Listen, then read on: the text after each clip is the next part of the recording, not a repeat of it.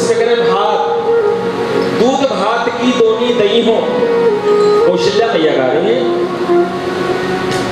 करे अगर मेरे राम के आने की सूचना कोई देगा हे कागा, तो मैं तेरे दोने में दूध भात दूंगी। दूध भात, दही भात, कढ़ी भात, बड़ी अच्छी चर्चा की गई है। कहा तो क्यों आई हैं आप लोग? कहा महाराज हम आपसे मिलने आई हैं। मिलने आई हो? अच्छा। भगवान ने परीक्षा लेना शुरू किया, जबकि इसके पहले ठाकुर जी ने परीक्षा ले लिया था। वस्त्र का हरण करके, चीर का हरण करके, लेकिन फिर एक परीक्षा और लिया।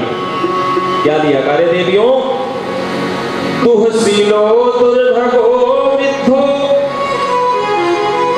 जड़ो यथनो पिवा पति स्त्रीर्हातभ्यो लोके सुबीर पात की।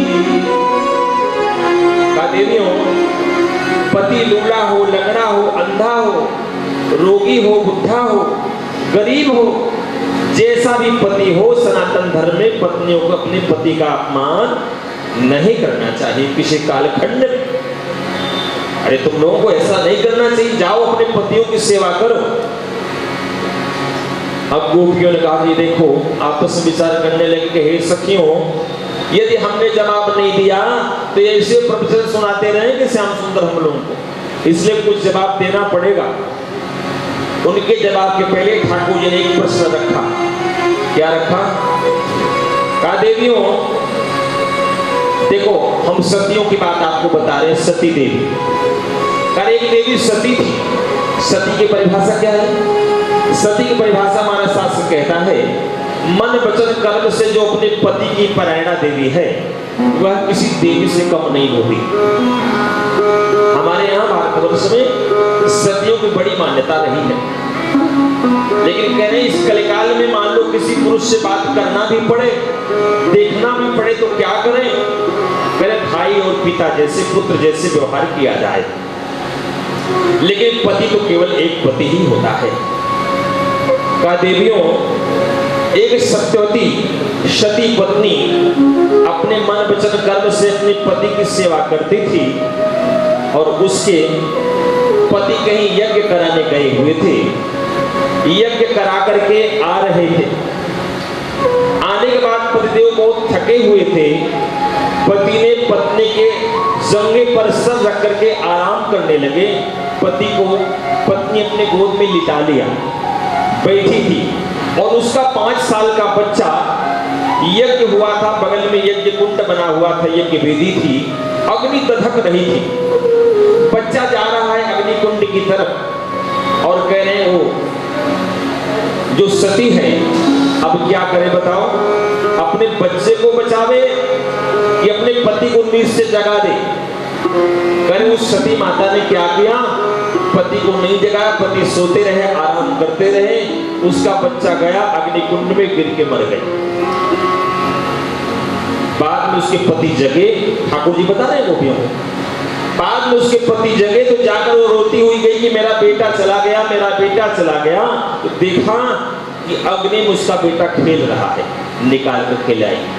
इसलिए कहते हैं कि यदि पत्नी वास्तव में मन वचन कर्म से पति की सेवा करती है, तो उसको अग्नि जला नहीं सकता, पानी बहा नहीं सकता, कोई भी देवता उसको परेशान नहीं कर सकता। इसलिए शास्त्र कहता है मन वचन कर्म से अपने पति की सेवा पत्नियों को करनी चाहिए।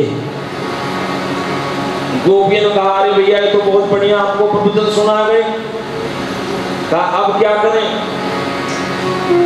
गोपियों ने कहा कि बहुत बढ़िया आपने कहा महाराज, लेकिन एक बात बताओ, हमारी तरफ से एक प्रश्न है। क्या बताओ? का एक पत्नी एक बेटी का विवाह हुआ, बेचारी पढ़ी लिखी नहीं थी, वो शादी हो गई, पति के साथ अपने ससुराल आ गई, और 10-15 दिन पति साथ में रहा। कहा कि देवी मुझे कमाने जाना पड़ेगा किसी दूसरे शहर में। जाने को जब तैयार हुई, उसके पतिदेव उसने कहा कि स्वामी जी बिना आपके भोग लगाए मैं तो भोजन कभी करती नहीं, आप चले जाओगे तो भोजन मेरा कैसे होगा। मैं आपकी रोज आरती करती हूँ, सुबह उठ करके आपको प्रणाम करती हूँ, तब अपने जीवनचर्या को प्रारंभ करती हूँ, तो बताओ जब आप नहीं होंगे तो क्या होगा। पतिदेव ने कहा देवी बात तो बहुत सही कर रही हैं आप, अब इसका समाधान ढूंढा क्या। कहा देवी जाते जाते मैं आपके लिए एक अपनी मूर्ति बनवा जाऊंगा, उस मूर्ति को आप भोग लगाना, आरती करना, पूजा करना और फिर भोजन कर लेना। कहे उस पति ने अपनी एक मूर्ति बनवाई, बनवा करके अपनी उस पत्नी को दे दिया। कहा देवी 3 महीने बाद फिर हमारा आपका मिलन होगा। चली गई। उस देवी ने कहा कि महाराज 3 महीना होता क्या, मैं इसे गिन कैसे पाऊंगी। तो उस पतिदेव ने अपने मकान की दीवार पर 30 लाइनें खींच करके 3 विभाग कर दिया।